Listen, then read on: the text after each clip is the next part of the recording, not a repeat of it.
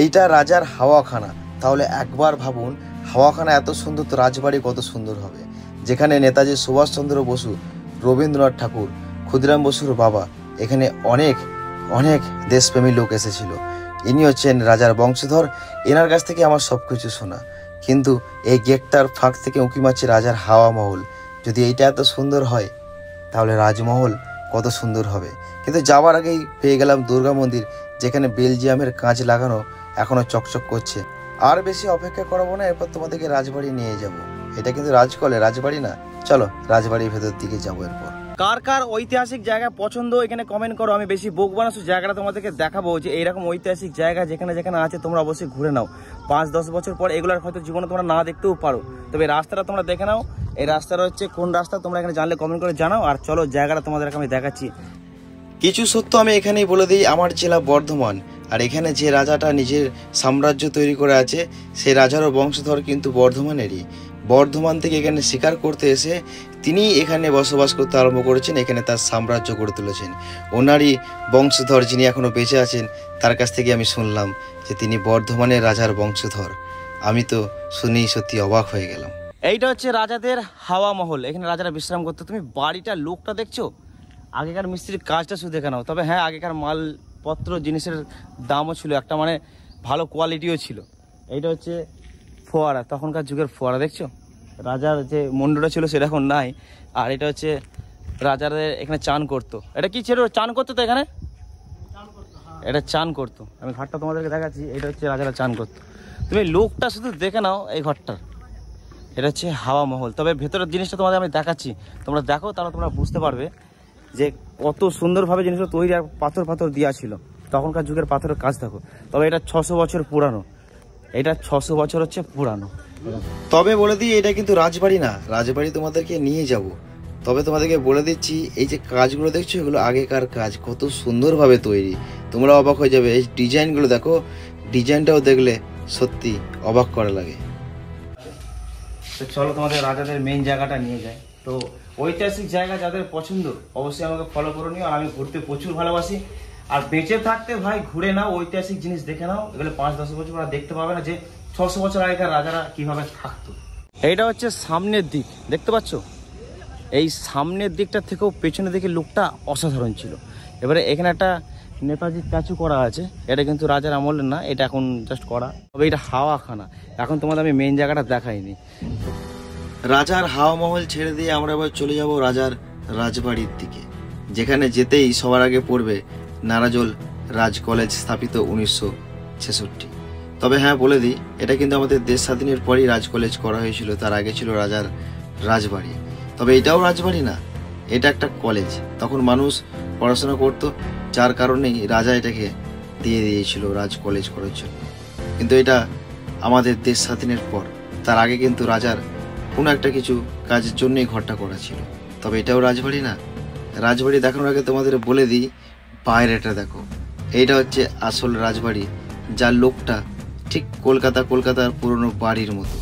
তবে বলে দিই, একটা জমিদার বাড়ি যেমন দেখতে ছিল আগেকার যুগের কলকাতাতে, ঠিক সেরকম ধরনেরই কিছুটা।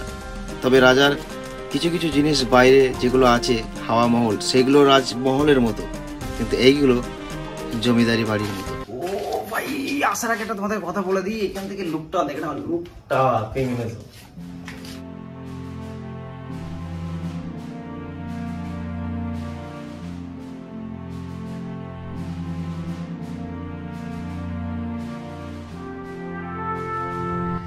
রাজার বংশধরের কাছে যাওয়ার আগে তোমাদের দেখিয়ে দিই, এই জায়গাগুলো এতগুলো রুম আছে আমি জানি না, যেগুলো ভেঙে গেছে। রাজা তখন কি করতো, কেউ থাকতো বা কেউ থাকতো না, সেটাও আমার জানা নেই।